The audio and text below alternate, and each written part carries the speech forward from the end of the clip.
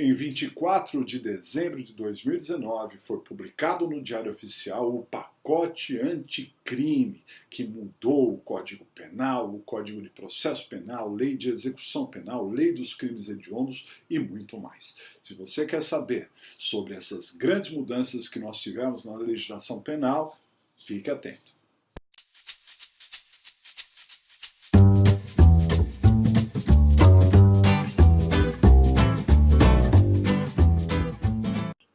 E para você que é novo aqui no canal, se inscreva, acione o sininho para receber novas notificações, deixe o seu like, isso ajuda muito a divulgar o conteúdo do nosso canal, que fala sobre direito penal, processo penal, legislação penal especial e prática, para quem está prestando a OAB, concursos públicos e também para o desenvolvimento da advocacia criminal. Bom, vamos lá, vamos direto para o conteúdo. O pacote anticrime é a Lei 13.964, de 24 de dezembro de 2019. Ela entra em vigor 30 dias após a sua publicação. Ela alterou bastante o Código Penal, o Código de Processo e também a legislação penal especial. O artigo 25 do Código Penal, que trata da legítima defesa, passou a contar agora com um parágrafo único, que na verdade, assim, fazendo uma análise bastante criteriosa, né, já de alguma maneira já era considerada a legítima defesa, mas conforme prometido pelo presidente Bolsonaro, ele queria deixar clara a situação de legítima defesa de terceiro praticada por policial. Então, diz lá o novo artigo 25, parágrafo único. Diz assim: observados os requisitos previstos no caput deste artigo, consideram-se também legítima defesa o agente de segurança pública que repele agressão ou risco de agressão à vítima mantida refém durante a prática de crimes. Bom, na verdade, na nossa opinião, isso apenas tenta regulamentar algo que já existia na prática, né? Mas como eu sempre expliquei para os alunos, o policial ele age no estrito cumprimento do dever legal e qualquer pessoa, enquanto cidadão, age em legítima defesa de terceiro. Agora, com a nova redação do artigo 25, né, nós temos o policial agindo em legítima defesa. Então imagine que alguém está sob a mira de um revólver, então este policial poderá agir e até matar aquele que está tendo alguma pessoa sob a mira do seu revólver, que isso, guardadas as proporções do caput do artigo 25, será considerada também uma legítima defesa. Duas mudanças importantes do Código Penal. Uma no que diz respeito à pena de multa. Como vocês sabem, a pena de multa, quando ela não é cumprida, ela não gera prisão. Né? Quem está devendo multa não pode ser preso, né? E isso vira uma execução fiscal. Agora, a lei prevê expressamente essa condição, que se torna uma dívida de valor. O grande mérito trazido aí pelo pacote anticrime é que toda a regulamentação da cobrança dessa execução fiscal ficará pelas regras da execução fiscal, inclusive no que diz respeito à prescrição, coisa que não existia, porque os prazos prescricionais para a multa seguiam o Código Penal. Agora, pela nova redação, nós temos a prescrição também regulada pela Lei de Execuções Fiscais. Então dá uma olhada lá, olha só. Diz o artigo 51, transitada em julgada a sentença condenatória, a multa será executada perante o juiz da execução penal e será considerada dívida de valor, aplicáveis às normas relativas à dívida ativa da Fazenda Pública, inclusive no concernente às causas interruptivas e suspensivas da prescrição. Conforme nós mencionamos, né, talvez esse seja o grande mérito, essa seja a grande alteração aí, dizer que ela é cumprida a prescrição também pelas questões de execução fiscal. o artigo 75 do Código Penal foi mudado.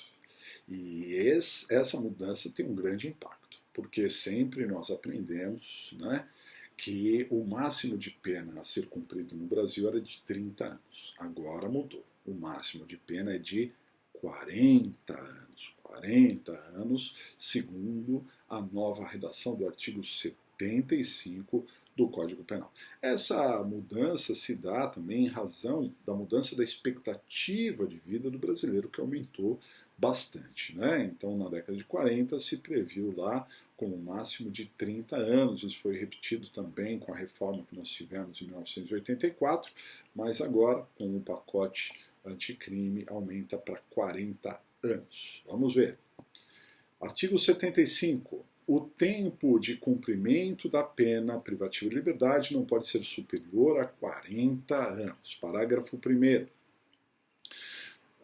Quando o agente for condenado a penas privativas de liberdade cuja soma seja superior a 40 anos, devem elas ser unificadas para atender ao limite máximo deste artigo.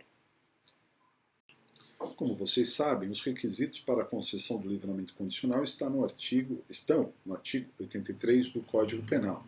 Os requisitos objetivos, ou seja, o tempo e cumprimento da pena, estão no inciso 1º, mais de 1/3, inciso 2º, mais da metade, inciso 5º, mais de 2/3. E os requisitos subjetivos, ou seja, aqueles que demonstram merecimento do agente, estão no inciso 3º e no inciso 4º. O pacote anticrime também trouxe uma mudança aí, significativa no que diz respeito à falta grave. Atenção, tem até súmula que vai ter que ser revista nesse momento, né? Tem até súmula do STJ dizendo que a falta grave não interrompe o prazo para a concessão do livramento condicional. Agora, para ter, com um pacote anticrime, para ter direito ao livramento condicional, nos últimos 12 meses, o sujeito não pode ter tido uma falta grave. Essa é a nova redação do inciso 3º do artigo 83. Dá uma olhada. Então, artigo 83, comprovado, né? A, o bom comportamento durante a execução da pena. B, não cometimento de falta grave nos últimos 12 meses. C, bom desempenho no trabalho que lhe foi atribuído. D, aptidão para prover a própria subsistência mediante trabalho honesto. Ou seja, só temos aí uma grande mudança mesmo no que diz respeito a não poder ter falta grave nos últimos 12 meses. Considero uma mudança importante e bastante moderna, né, aquela que veio do artigo 91 do Código Penal. O artigo 91 trata dos efeitos da condenação e agora, com o pacote anticrime, foi criado o artigo 91A, que fala explicitamente sobre a perda dos bens adquiridos de forma ilícita. Não é? Falando inclusive da perda da diferença entre o patrimônio lícito e o patrimônio ilícito, essa diferença será perdida. É a nova redação, pacote anticrime, artigo 91A. Vamos ver.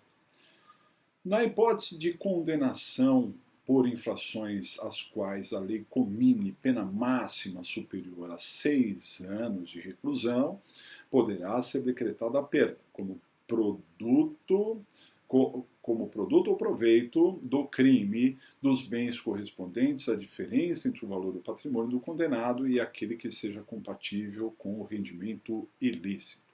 Para efeito da perda prevista no caput desse artigo, entende-se por patrimônio do condenado todos os bens, primeiro, de sua titularidade e em relação aos quais ele tenha o domínio e o benefício direto ou indireto na data da infração penal ou recebidos posteriormente, então não precisa ser exatamente da sua titularidade, né? 2, transferidos a terceiros, a título gratuito ou mediante contraprestação irrisória, a partir do início da atividade criminal.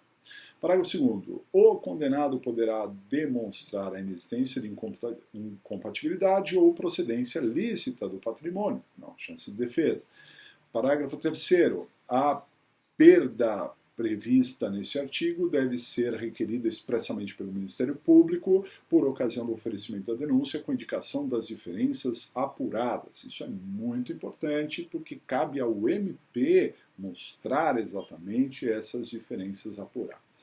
Parágrafo 5º. Os instrumentos utilizados para a prática de crimes por organizações criminosas e milícias deverão ser declarados perdidos em favor da União ou do Estado, dependendo da justiça onde tramita a ação penal, ainda que ponha em perigo a segurança das pessoas, a moral ou a ordem pública, nem ofereçam sério risco de ser utilizados para cometimento de novos crimes. Uma mudança singela, mas extremamente relevante, foi aquela que o pacote anticrime trouxe para o artigo 116 do Código Penal. O artigo 116 trata das causas de suspensão da prescrição. Um reclamo bastante grande da sociedade, né, em que os recursos, uma sequência de recursos, né, para tentar levar o processo até o STJ, o STF, acabavam levando à prescrição de crimes. Com a mudança do pacote anticrime, não mais. Por quê? Porque esse período em que está em processamento recursos para o STJ e para o STF, nesse período estará suspensa a prescrição. Nova redação do artigo 116, dá uma olhadinha. Inciso 2º, enquanto o agente cumpre pena no exterior, estará suspensa. Inciso 3º, na pendência de embargos de declaração ou de recursos nos tribunais superiores, quando inadmissíveis, que é exatamente esse o ponto, né? Enquanto estiver lá nos tribunais superiores, né? E se não forem admitidos. Se forem admitidos é outra história, né? E inciso 4º, enquanto não cumprido ou não rescindido o acordo na persecução penal. Um acordo, por exemplo, de transação penal, de composição civil ou outros acordos que eventualmente podem ser feitos, essas novas transações que foram criadas.